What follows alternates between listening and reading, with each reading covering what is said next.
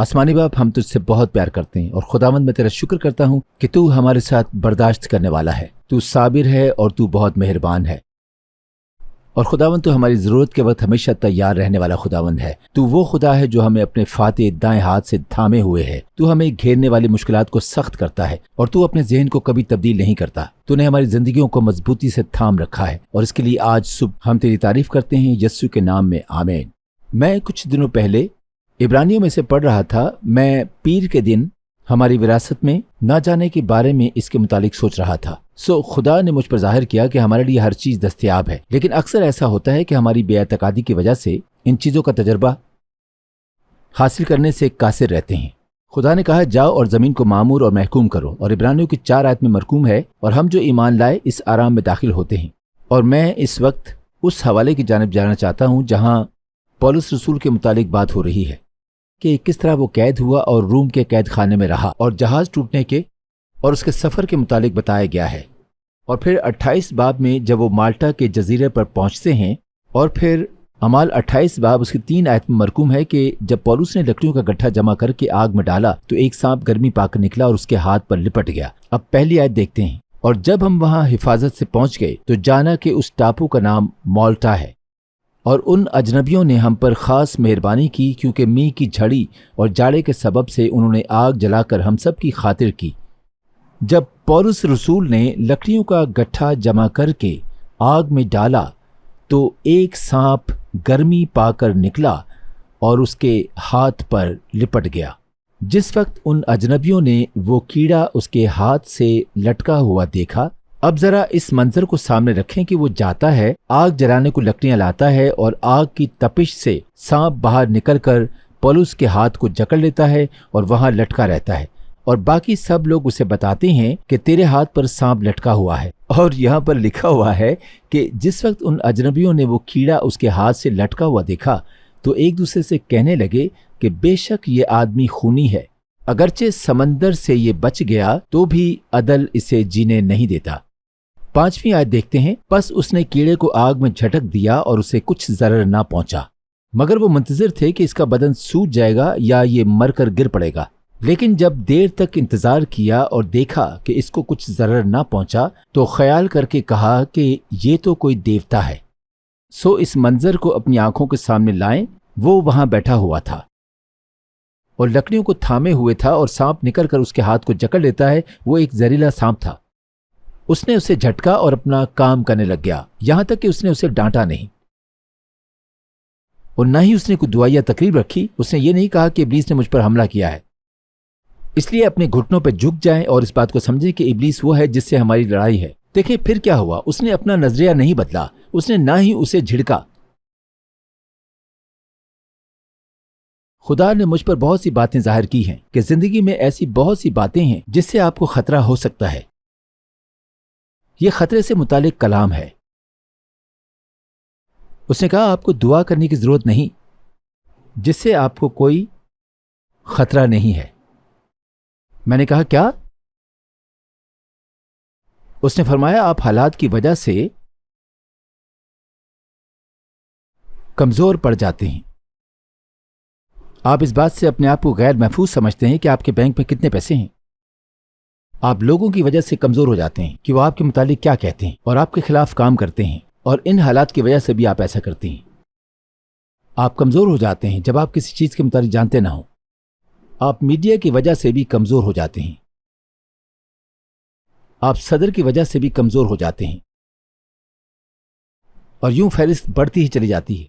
और फिर मैंने ऊपर देखा और कहने लगा कि कमजोर किस तरह होते हैं, और उसकी ज्यादा तारीफ तो नहीं हो सकती, मगर बुनियादी तौर पर जब मैं लोगों पर ज्यादा भरोसा करता हूं तो मैं इस वजह से ज्यादा कमजोर हो जाता हूं। जैसे कि अगर मैं गार्ड रखूं और कोई भी चीज हो या इंसान हो जिस पर मैं बहुत भरोसा करने लग जाऊं तो ये मुझे कमजोर कर देता है। मैं नाकामी का शिकार हो जाता हूं और बिल्कुल तन्हा हो जाता हूं, जिसमें मेरा नुकसान ही होता है। मैं किसी चीज या किसी के सामने झुक सकता हूं। मैं बरहना और बेनकाब हो जाता हूं,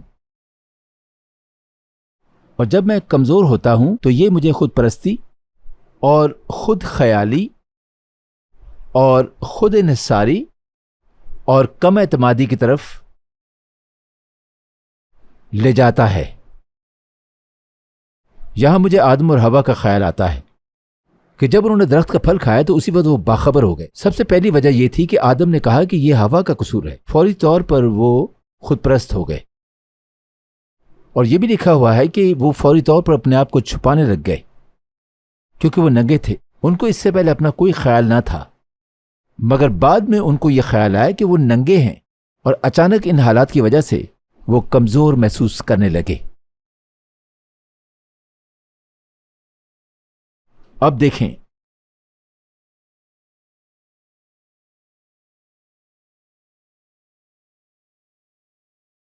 جب یہ قدرتی دنیا میری حقیقت بن جاتی ہے تو یہ ہمیشہ آپ کو کمزور کر دیتی ہے۔ جب میں سب کچھ ہوتا ہوا دیکھتا اور محسوس کرتا اور اسے حقیقت مان لیتا ہوں تو یہ مجھے کمزور کر دیتا ہے، جس کا مجھے نقصان ہوتا ہے، جس کی وجہ سے میں اپنے بارے میں سوچتا، اپنا ہی خیال رکھتا اور اپنے ہی اوپر بھروسہ کرنے لگتا ہوں،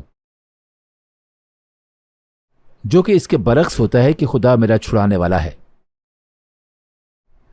مسیح سے پہلے ہمارے پاس عذر موجود تھا۔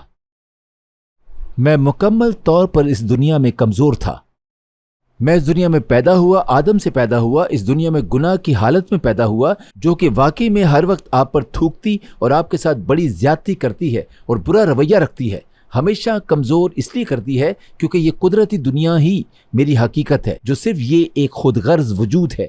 اور پھر ایک ایسا لمحہ آیا کہ مجھے صرف یہ احساس ہوا کہ ہاں، یہ میری زندگی کا مقصد نہیں ہے، اور یہ میری زندگی میں کتنی قدر و قیمت کا حامل ہے، اور کیوں یہی میری زندگی کی منزل ہے، اور زندہ خدا نے مجھے کیوں اپنی شبیہ پہ بنایا ہے، اور کیوں چمکنے کے لیے بنایا، اور کیوں اپنے مقصد کے لیے بنایا، اور وہ مجھ سے غیر مشروط طور پر کیوں پیار کرتا ہے جس طرح کوئی اور نہیں کر سکتا۔ اور میں نے کہا، خداوند، یہ میری زندگی نہیں، یہ میری منزل نہیں ہے، اور خود مرکز وجود ہوں، اور تیرے سامنے اس دنیا میں کمزور ٹھہرایا جاؤں، یہ میرے لیے نہیں ہے۔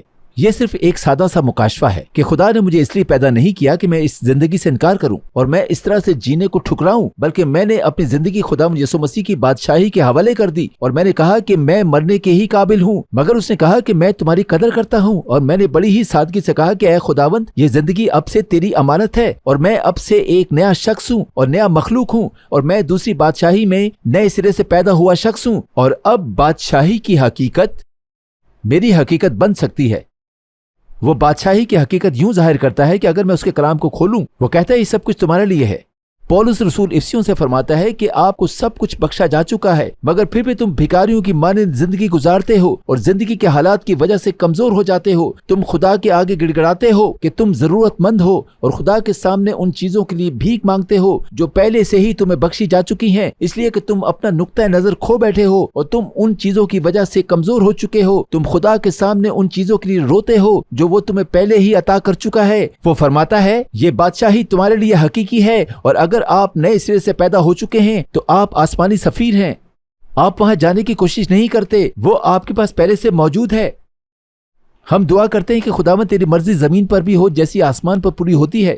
یہ اب تک کے لیے ہماری زندگی کے لیے ایک حقیقت ہے، اور اگر میں پورے یقین کے ساتھ آسمان کی بادشاہی کو جو خدا کی بادشاہی ہے نہیں مانوں گا تو میں ہمیشہ یہاں غیر محفوظ ہی رہوں گا۔ میں نے کبھی کسی خطرے سے ڈر کے دعا نہیں کی جس سے میں خطرہ محسوس کر سکتا ہوں۔ مجھے یاد ہے کہ میں اپنے ایک سفر میں ایک شفاعت کرنے والی کو ساتھ لایا تھا۔ وہ بڑی ہی دیندار عورت ہے اور میں اس سے بہت پیار کرتا ہوں۔ مجھے یاد ہے کہ پہلی مرتبہ وہ میرے ساتھ اس جگہ گئی تھی، اور جب آپ اس ملک سے گزرتے ہیں تو آپ کو بڑی ہی دہشت سی محسوس ہو سکتی ہے۔